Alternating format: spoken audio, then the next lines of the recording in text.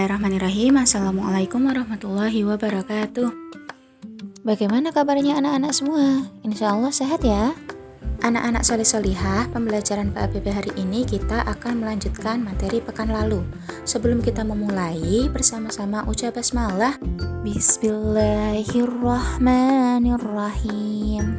Pada pertemuan pekan lalu kita sudah membahas tentang iman kepada qada dan qadar. Kita sudah belajar tentang pengertian qada, kita juga sudah belajar tentang pengertian qadar. Nah, hari ini kita coba ulas kembali ya sedikit materi tentang pekan lalu. Allah mengetahui terhadap apa yang akan terjadi pada makhluk-makhluknya. Maka Allah memerintahkan kepada qalam agar menulis di Lauhil Mahfudz apa yang akan terjadi hingga hari kiamat. Kelahiran, kematian, bentuk wajah adalah ketentuan Allah yang tidak bisa kita tawar. Nah, ketentuan Allah yang sudah ditetapkan itu disebut qada. Adapun ketentuan Allah yang ditetapkan atas manusia setelah berusaha dan juga berdoa itu disebut qadar. Allah telah menentukan umur, rizki, dan kematian manusia. Tetapi manusia diberi hak untuk menentukan pilihan hidupnya.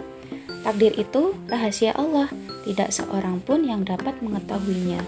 Orang yang mengimani qada dan qadar tidak akan berputus asa ketika tertimpa suatu bencana, tidak sombong ketika sukses, dan berusaha untuk menghindari bahaya. Misalnya, ia melakukan upaya untuk mencari rizki, untuk menghindari kemiskinan dan kelaparan. Seperti di dalam penggalan Al-Quran, surat Ar-Ra'd ayat 11, Bismillahirrahmanirrahim. Innallaha la yughayyiru ma biqaumin hatta yughayyiru ma bi anfusihim.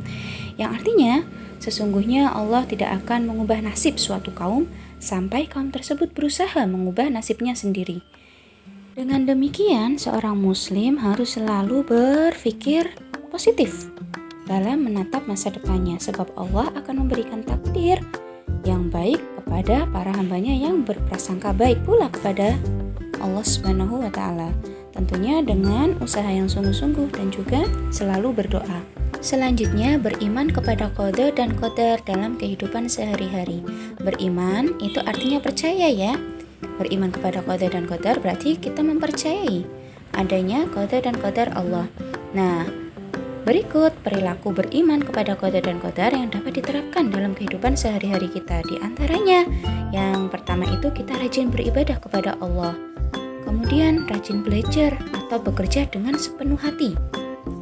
Ketiga, menerima ketetapan Allah dengan lapang dada. Yang keempat, belajar dengan sungguh-sungguh agar kita menjadi pandai. Kemudian yang kelima, selalu meningkatkan kemampuan diri kita.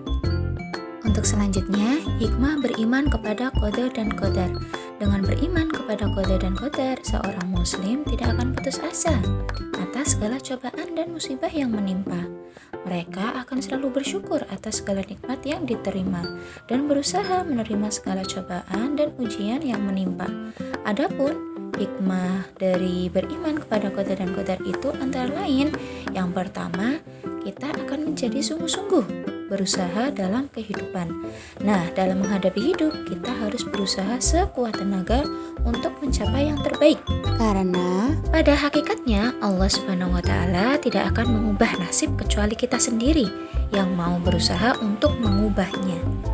Kemudian, sabar menghadapi cobaan. Hikmah selanjutnya atau manfaat yang dapat kita ambil dari beriman kepada qada dan qadar yaitu sabar dalam menghadapi cobaan. Sebelum mendapatkan sesuatu yang kita cita-citakan, pasti akan banyak cobaan dan rintangan yang akan kita lalui. Dengan beriman kepada qada dan qadar, kita akan bersabar dan tabah menerima cobaan dan ujian yang Allah Subhanahu wa Ta'ala berikan. Kita tidak akan menyalahkan orang lain karena kita sadar bahwa semua kejadian yang datang itu dari Allah Subhanahu wa Ta'ala. Yang ketiga, senantiasa selalu berserah diri atau tawakal. Tawakal adalah berserah diri kepada Allah Subhanahu wa Ta'ala. Setelah berusaha dan berdoa tentunya, tawakal bukan berarti kita pasrah terhadap keadaan serta tidak mau berusaha lagi. Tetapi tawakal itu berarti kita pasrah kepada Allah setelah berusaha secara maksimal serta menyerahkan semua hasilnya kepada Allah. Tawakal bukan hanya diam menunggu rezeki datang sendiri, tetapi rezeki harus diusahakan dengan kerja keras dan usaha yang maksimal. Sebagai contoh, seorang pelajar yang ingin berprestasi bukannya berpangku tangan menunggu prestasi datang, tetapi mereka harus belajar dengan maksimal untuk meraih prestasi. Setelah itu berdoa, berserah diri kepada Allah agar yang diinginkan itu tercapai. Ya, itu tadi pembahasan kita mengenai hikmah beriman kepada qada dan qadar. Ingat, anak-anak salih-salihah semuanya, semua manusia itu tidak ada yang mengetahui qada dan qadar Allah.